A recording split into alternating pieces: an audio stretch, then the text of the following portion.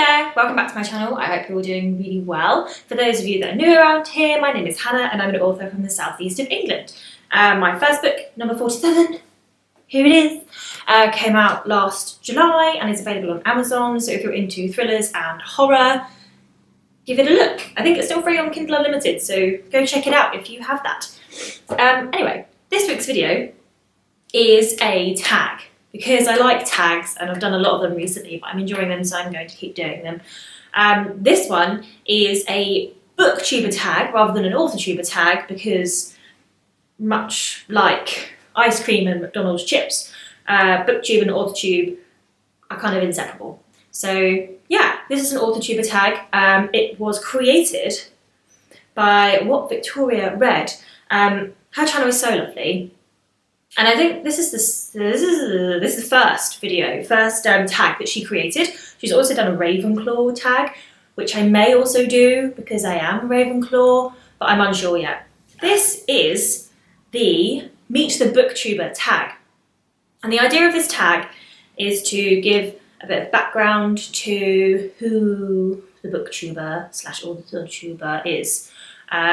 So me. Yeah, it's pretty obvious when you watch videos, especially booktuber videos, you don't necessarily get to know the person that well, which isn't a bad thing necessarily, because you're watching the channel for the book content and the reading and the reviews, but actually it's quite nice to know who it is you're talking to on the camera, and it's quite nice to just have a bit more of a chat. So, without further ado, let's get on with it. Number 1, please give your name, age and location. I give my name at the beginning of every single video I do, but I think because I do that, I am now aware that a lot of people don't do that.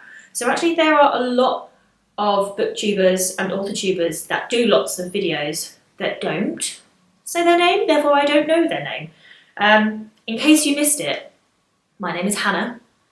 I live in the southeast of England. It rains a lot. I'm 28. That's that really. Second question, do you have any siblings, and if, where do... It always helps when you read these questions beforehand. Number 2, do you have any siblings, and if so, where do you come in the sibling order? I do have a sibling. His name is Carl. He is my younger yet much taller brother, and I am the eldest and he is the youngest. Though he is so tall next to each other, our 6.5 year difference probably looks like just about nothing, to be honest. Number 3 is, oh my goodness, this is great for a booktuber, I can't read.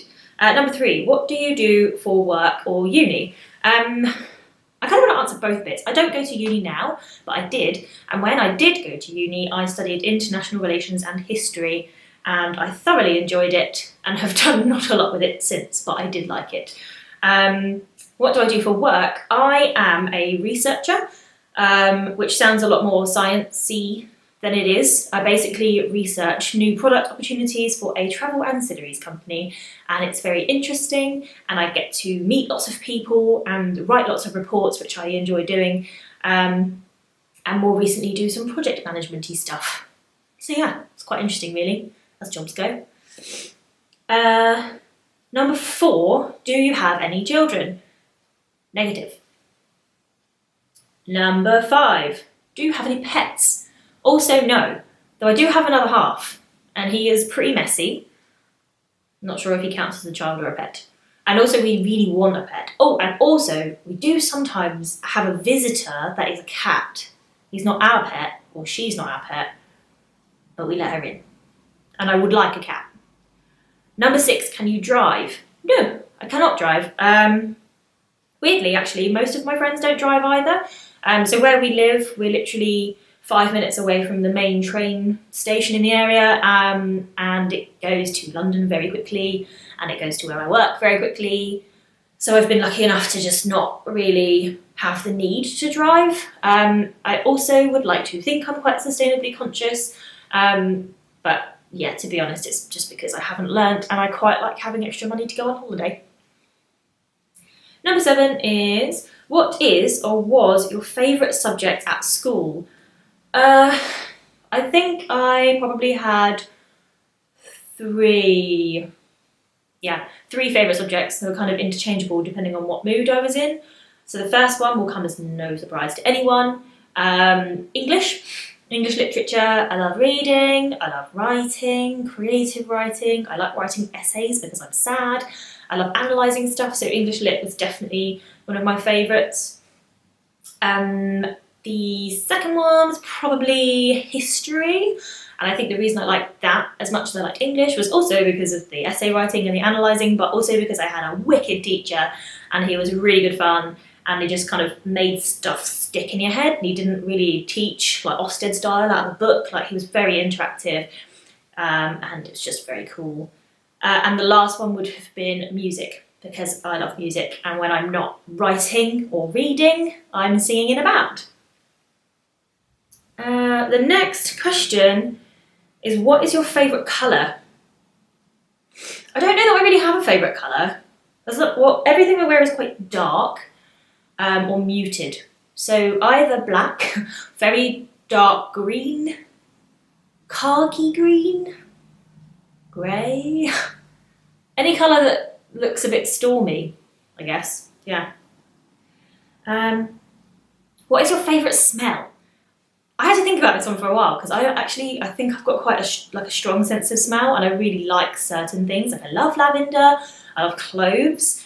Any smell that you can relate to Christmas is my absolute favourite. So cinnamon, cloves, orangey, Christmassy, spicy, hot cross bunny, mince pie sort of smells. But my actual favourite smell, 100% without doubt, bestest smell ever, is the smell of my other half making a roast dinner when I come home, because his roast potatoes are literally amazing and they smell incredible.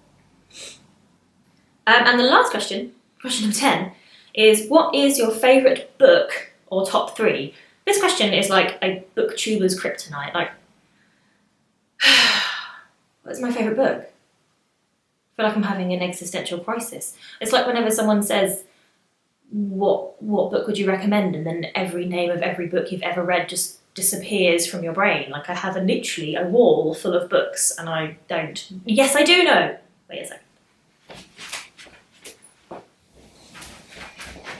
I no longer remember where I was standing. I do have top 3, but one of them I've lent to someone else. I think, yeah, the one that I've lent to someone else is like my most lent out book. And that would be A Secret History by Donna Tartt. I love it. I just love it. The copy I have is really beaten, so if anyone wants to buy me a new one for my birthday or something, that would be fine.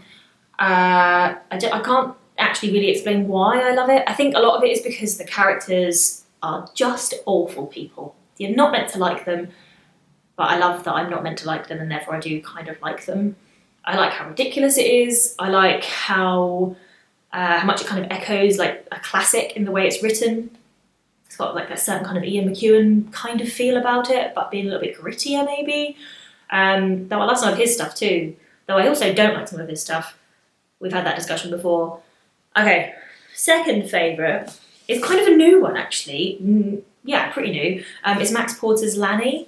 I mean, my number 2 could have been either Lanny or Grief is a Thing with Feathers, because if you've read anything by Max Porter, you'll just know, like, his writing style is just madness, and I'm jealous and I wish I was him. It's poetic and it's like, it looks amazing, like on the page. Just honestly, it takes reading it to understand what I'm saying, but his just writing style is captivating and I just can't get over how good it is. But my all-time favourite, number 1, toppest, bestest book ever, which I have mentioned on this channel before, is Neverwhere by Neil Gaiman. I love Neil Gaiman. Neil Gaiman is amazing. Everything he writes is amazing, and I love everything he does, literally, and also I love Amanda Palmer too, because she's cool too. I have 3 copies of this, I think. I have one that I lent out to someone that never got back, so I got very sad. So then I bought it for myself again. And then the same year I got this for Christmas from my good friends in London.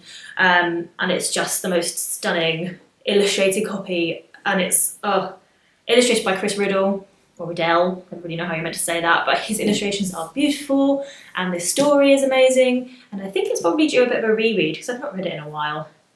So yeah, that was the final question. I hope you feel like you know me a bit better.